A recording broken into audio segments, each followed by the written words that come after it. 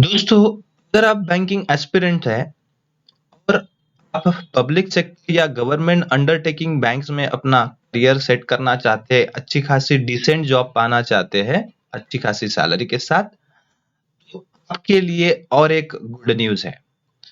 तो नमस्कार दोस्तों, मैं धीरज आपका एप्टीट्यूड जंक्शन में हार्दिक स्वागत करता हूँ। आज हम बात करने वाले हैं उसी गुड न्यूज़ के बारे में, तो आइए शुरू करते हैं। जैसे कि आपको थंबनेल पे और स्क्रीन पे दिख रहा है, एक्सिम बैंक ने बैंकिंग एस्पिरेंट्स के लिए ये एक ऑफिशियल नोटिफिकेशन जारी कर दिया है।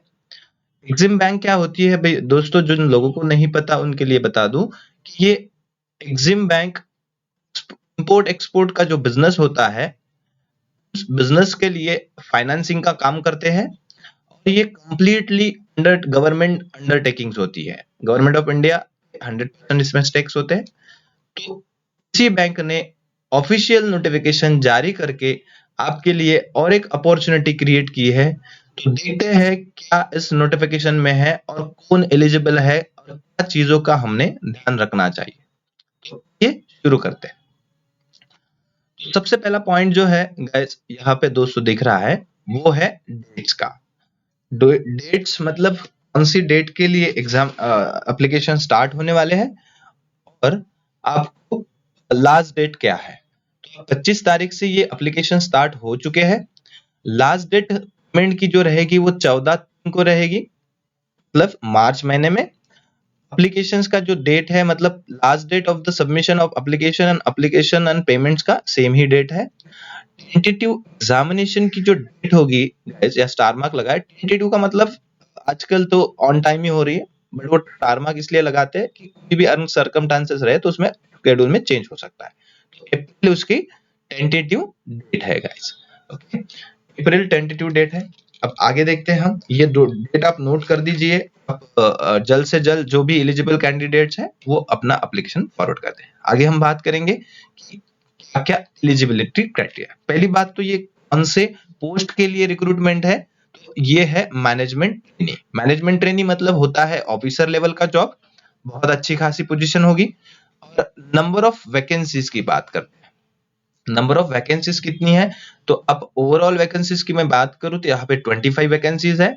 ये क्योंकि ये ऑर्गेनाइजेशन सिर्फ पर्टिकुलर एरिया में ही काम करती है और इनकी ब्रांचेस वगैरह कम है, इसीलिए वैकेंसीज कम होती है थोड़ी।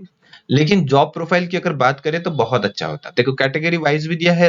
रिजर्व के लिए 13 है, एससी के लिए 4, एसटी के लिए 2, ओबीसी के लिए 6 और ईडब्ल्यूएस के लिए 2 वैकेंसीज। तो आप जिस भी कैटेगरी में पढ़ते हो उसके अकॉर्डिंग फिलअप कर लेना।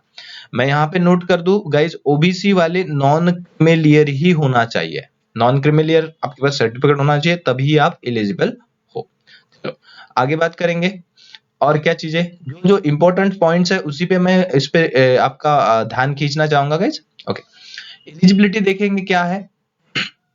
एज से रिलेटेड 30 तारीख के बीच में आपका एज कंसिडर किया जाएगा। एजुकेशनल क्वालिफिकेशन जो भी हो 30/9/2022 तक का शैल बी कंप्यूटेड। ओके, तो मैनेजमेंट ट्रेनिंग की अगर बात करें हम तो एमबीए। अब एजुकेशनल क्वालिफिकेशंस क्या होना चाहिए, एजुकेशनल क्वालिफिकेशन की अगर बात करें तो आपने एक एमबीए होना चाहिए या पीजीडीबीएम का आपके पास डिप्लोमा होना चाहिए विद द स्पेशलाइजेशन। अब एक बात नोट करो, स्पेशलाइजेशन फाइनेंस होना चाहिए आपका। स्पेशलाइजेशन फाइनेंस में होना चाहिए। आप उसके बाद सीए भी अगर रहते हो तो भी चलेगा, प्रॉब्लम नहीं है। चार्टर्ड अकाउंटेंट आप अगर पास हो तो भी चलेगा। देखिए यहाँ पे क्लियरली बोला है मिनिमम 2 ईयर फुल टाइम होना चाहिए, ना कि part time, with specialization in finance from the recognized. CA के लिए कोई क्राइटेरिया नहीं है, सिर्फ पासिंग प्रोफेशनल होना चाहिए। अब मिनिमम 60% क्राइटेरिया है आपका एग्रीगेट जो ग्रेजुएशन में भी हो और पोस्ट ग्रेजुएशन में। देखो ग्रेजुएशन एंड पोस्ट ग्रेजुएशन में मतलब मिनिमम 60% क्राइटेरिया। ये क्राइटेरिया लगाने का और एक फायदा है दोस्तों, आप अगर अच्छे नजरिए से इसे देखोगे तो आपके लिए कॉम्पिटिशन्स थोड़ी कम हो जाएंगी। लोग जो होते हैं ग्रेजुएशन में कम परसेंटेज उनके लिए है तो वो ऑटोमेटिकली कंपटीशन से बाहर हो जाएंगे। तो जो लोग अबव 60 पढ़ते हैं उनके लिए ये गोल्डन अपॉर्चुनिटी है।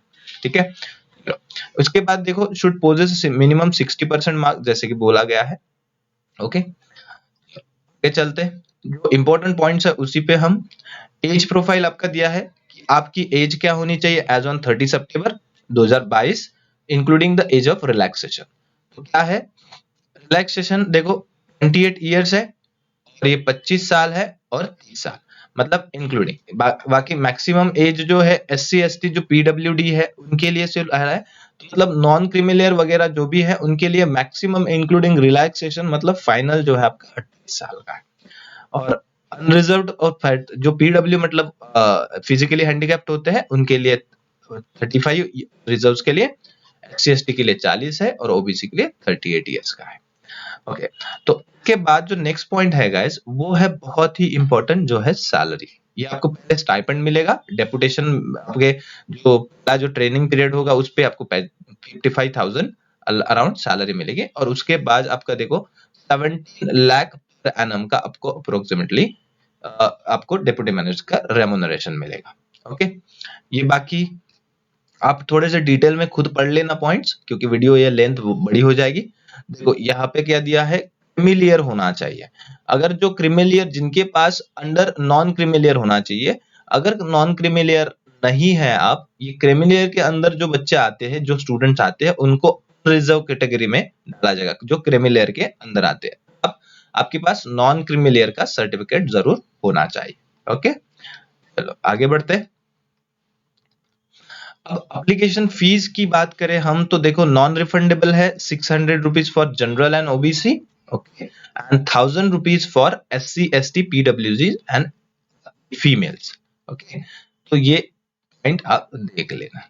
उसके बाद आपका एक बॉन्ड रहेगा, एक पर्सनल बॉन्ड रहेगा 3 लाख रुपए का, जो कि आपको क्या बोला है कि from the date of joining minimum 5 साल के लिए आप काम करना पड़ेगा बैंक। अगर आप उसके पहले छोड़ जाते हो तो आपको 3 लाख रुपए का बॉन्ड रिफंड करना पड़ेगा, 3 लाख रुपए उनको देने पड़ेंगे।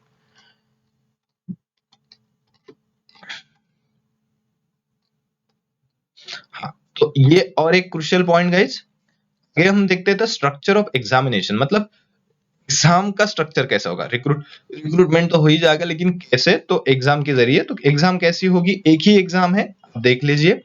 रीजनिंग होगा, English language, quantitative aptitude, finance and general awareness, मतलब जो जनरल बैंक PO का जो पैटर्न है बिल्कुल यहाँ तो वही है, लेकिन उससे इजी भी है। नंबर ऑफ क्वेश्चन देखो 20 क्वेश्चन 20 क्वेश्चन 20 क्वेश्चन और 40 क्वेश्चन, और ये मतलब कंपेयर टू अपना जो जनरल PO लेवल होता है उनके कंपैरिजन में बहुत ही इजी है। 80 मिनट आपको मिलेंगे, इंग्लिश लैंग्वेज में ही होगा ये।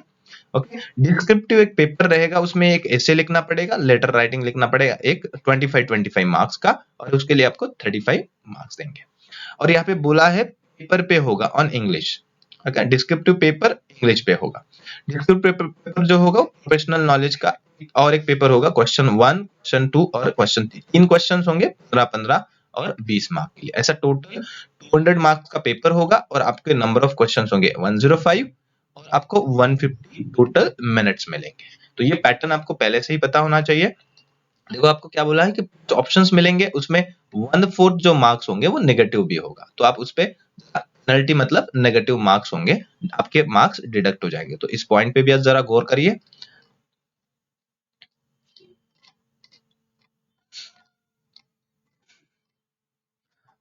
ये डिक्लेरेशंस और जो आपके फोटोग्राफ्स है उसके लिए कुछ इंफॉर्मेशन दी है गाइज, आप एक बार उसे देख लेना दोस्तों। अगर ये आप देखने के बाद कैसे अप्लाई करना है, ये एप्लीकेशन का रजिस्ट्रेशन है, तो यहाँ पे एप्लीकेशन की ऑफिशियल जो लिंक है वहां पे आपको क्लिक करना है, ये आपको रिडायरेक्ट करेगा। तो आप एग्जामिनेशन एप्लीकेशन के लास्ट डेट के पहले पहले आप एग्जाम एप्लीकेशन आपके फॉरवर्ड कर दीजिए, और प्रिपरेशंस को स्टार्ट कर दीजिए। जो भी एलिजिबल कैंडिडेट है वो जल्द से जल्द अपनी एप्लीकेशन फॉरवर्ड कर दीजिए। तो that's enough for guys. Notification में जो भी मेंशन था मैंने यहाँ मेंशन कर दिया है।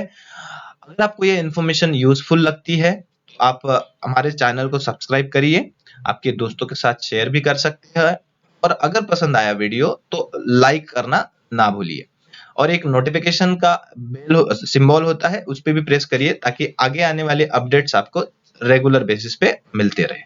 Thank you very much for watching this video guys. Thank you.